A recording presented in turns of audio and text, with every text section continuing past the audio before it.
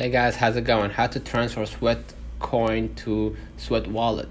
So ensure you have both apps.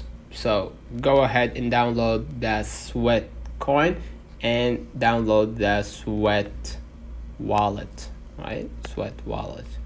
Basically, after you update them and all that, link Sweat Wallet to Sweatcoin, and then by linking the Sweat wallet to a Sweatcoin, you can transfer the Sweatcoin to the Sweat wallet. Initiate the transfer once your account is linked, and navigate to the transfer section in the Sweatcoin app and select the amount of Sweatcoins that you want to transfer, and then confirm the transfer. And then you're gonna verify the transfer by opening the Sweat wallet app, and then check your balance to ensure the transferred Sweatcoins have been received.